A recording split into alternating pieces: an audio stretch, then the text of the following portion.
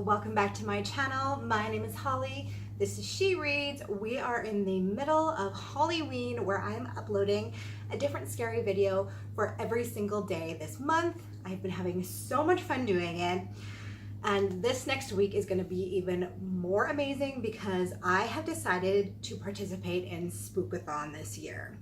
So if you don't know, Spookathon is a yearly readathon. Every year around the Halloween season they do it. It's for about a week. It's usually in the third week of the month, and it focuses on a bunch of different challenges, and it's like you read thrillers, you read scary books, and it's something that is totally right up my alley. So I have decided to participate in it this time, and I'm really excited because my favorite YouTuber of all time, Peter Mon, is hosting it this year along with Books and Lala. And I can't remember the other girl. I'm so sorry. That's so bad. But they're the two, Books and Lala and this other girl who I will link down below in the description box. I can't remember her name. That's so terrible. But they started the Spookathon, and they have asked Peter to be a guest host this year. So I'm really, really excited to be participating. And I'm very excited to announce that my next week's videos will be vlogs during this readathon. So I know people love readathon vlogs, so I'm going to try my hand at it. I'm not sure how I'm going to do it. It's very difficult for me to do a readathon because I have a baby. I'm the primary caregiver, so I can't like stay up crazy hours reading, but I'm going to try my best. And I think I might do okay because the challenges in this readathon aren't too bad. I think I might even be able to get them all. So without further ado, let's just get right on into my Spookathon TBR. So the first challenge for Spookathon is to read a thriller, and the thriller I'm going to read is The Woman in the Window.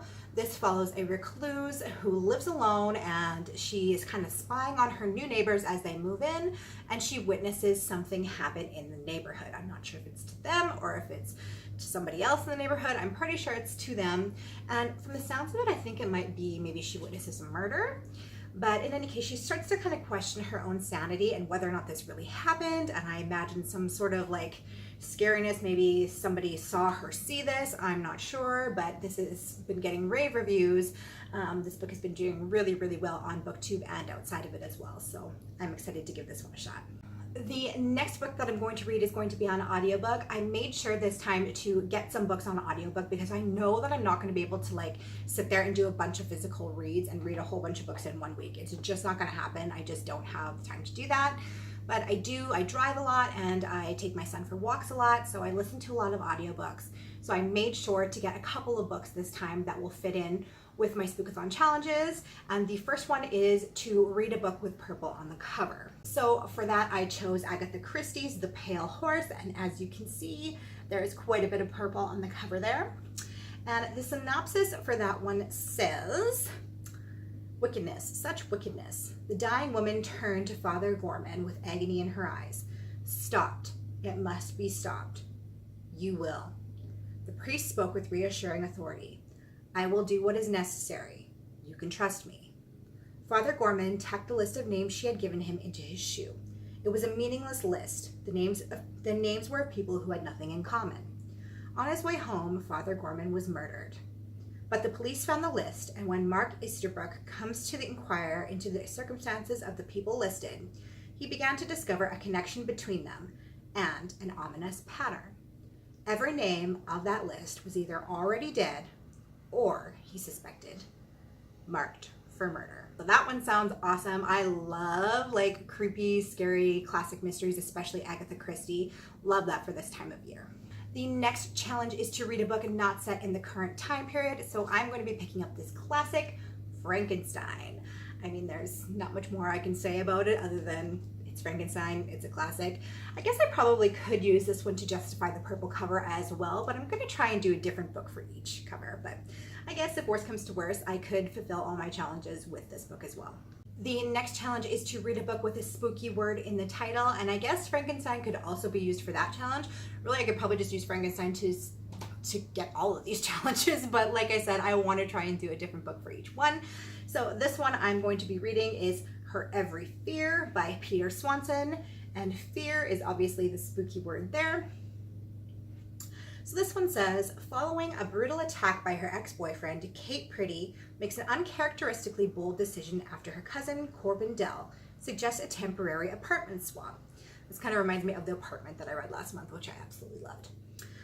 She moves it from London to Boston, but soon after her arrival, Kate makes a shocking discovery. Corbin's next door neighbor, a young woman named Audrey Marshall, has been murdered. When the police begin asking questions about Corbin's relationship with Audrey, and his neighbors come forward with their own suspicions, a shaken Kate has few answers and many questions of her own. Jet-lagged and emotionally unstable, her imagination playing out her every fear, Kate can barely trust herself. So how can she trust any of the strangers she's just met?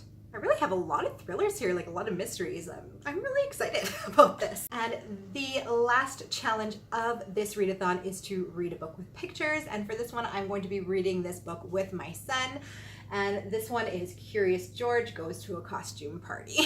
So I think this is just gonna be so cute, and it's a good little Halloween read for him. And I love reading with my son. He is 16 months old, and so he just like wants to rip the book out of your hand. But lately he's actually been like sitting with me as I read to him. So I'm excited. Curious George Goes to a Halloween costume party, and it's gonna be really cute, I think.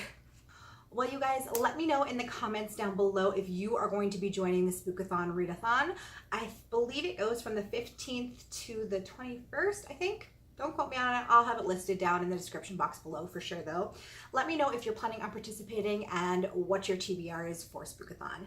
I hope you guys are having an awesome day, and I will see you with tomorrow's vlog. And I'm really excited for that. That's going to be something different for me. Take care, you guys. Bye.